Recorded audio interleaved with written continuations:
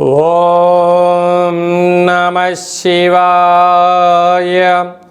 ఓం నమో నారాయణాయ. చతుర్ముఖ బ్రహ్మదేవాయ నమః. కర్మ నివారణ నరదృష్టి నివారణ కాళభైరవాయ నమో నమః. ఓం గణానాం త్వా గణపతిగం అవామహే కవిం కవీనాపవస్రవస్తవం జ్యేష్ఠరాజం బ్రహ్మణాం బ్రహ్మణస్వత ఆనశృణ్వన్ నూతభిస్సేదసాదనగం శ్రీమహాగణాధిపతయే నమః. హరి ఓం. మా ఛానల్కి స్వాగతం. చూస్తున్న వీక్షకులకు ప్రేక్షకులకు ప్రియ కాళభైరవ భగవద్బంధులకి స్వాగతం పలుకుతూ మమ్మల్ని ఎంతగానో ఆదరిస్తూ ఉండబడినటువంటి ప్రియ సోదర సోదరీమణులకు, జ్యోతిష్ అభిమానులకు, సనాతన ధర్మ సంరక్షకులకు అందరికీ కూడా అందరికన్నా ముందుగా వినాయక చవితి పండగ శుభాకాంక్షలు. అందరికీ శుభాలను జయాలను ప్రసాదించాలని మనసారా విఘ్నేశ్వర స్వామిని కోరుకుందాం.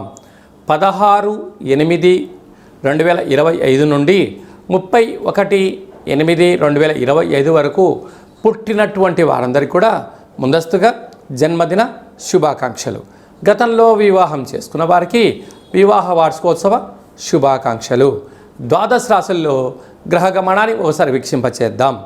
మిథున రాశిలో గురువు మరియు శుక్ర సంచార స్థితి, కర్కాటక రాశిలో బుధ సంచార స్థితి, సింహరాశిలో రవి మరియు కేతు సంచార స్థితి, కన్యరాశిలో కుజ సంచార స్థితి, కుంభరాశిలో రాహు సంచార స్థితి, మీనరాశిలో శని భగవానుడు సంచార స్థితితో ద్వాదశ రాశుల్లో గ్రహ గమనాలు ఈ విధంగా ఉన్నాయి.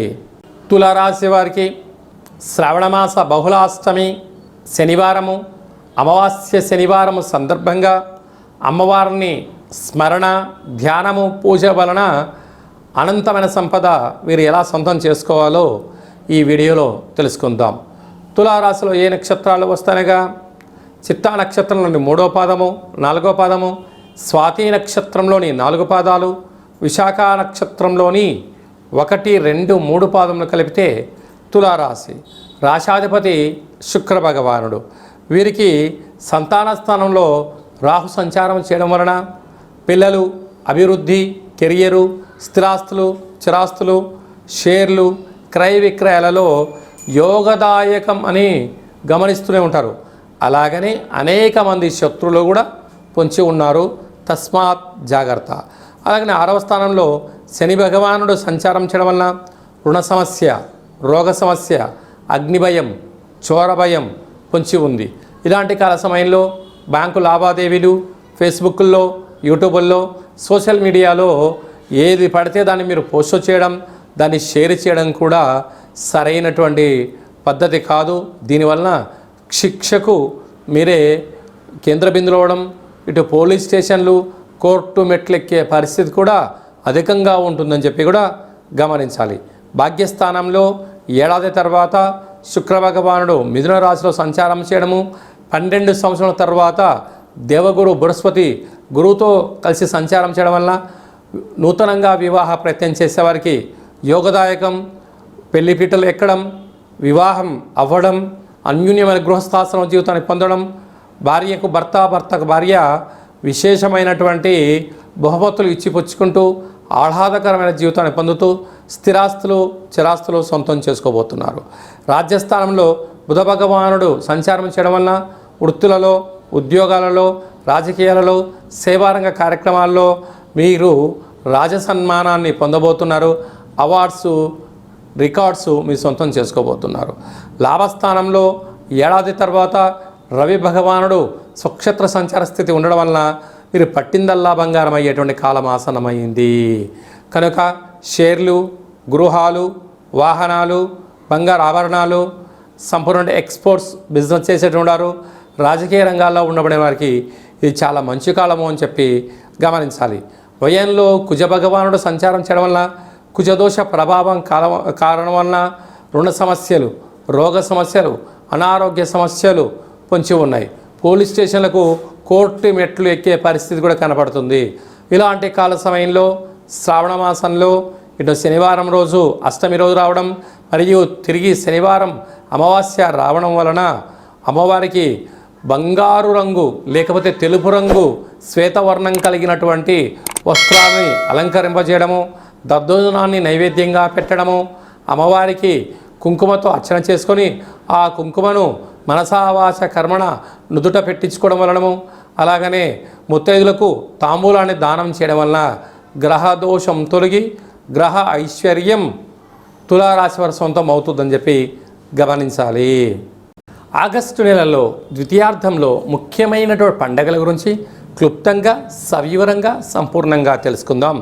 16వ తారీఖున శ్రావణమాస బహుళ అష్టమి శనివారము భరణి నక్షత్ర సందర్భంగా కాళభైరవ స్వామివారికి స్మరణ చేసుకొని లక్ష్మీదేవి అమ్మవారిని అష్టోత్తరం చెప్పుకొని కూష్మాండ దీపాన్ని వెలిగించడం వలన గృహంలో లక్ష్మీదేవి నిత్యము సంచరిస్తుందని చెప్పి కూడా గమనించాలి.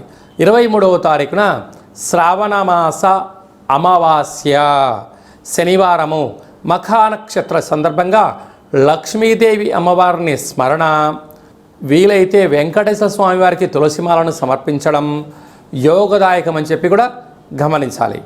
అది ఏ కాకుండా మనకు భాద్రపద మాసము ప్రారంభం కూడా అవుతుంది 24వ తారీఖు నుంచి.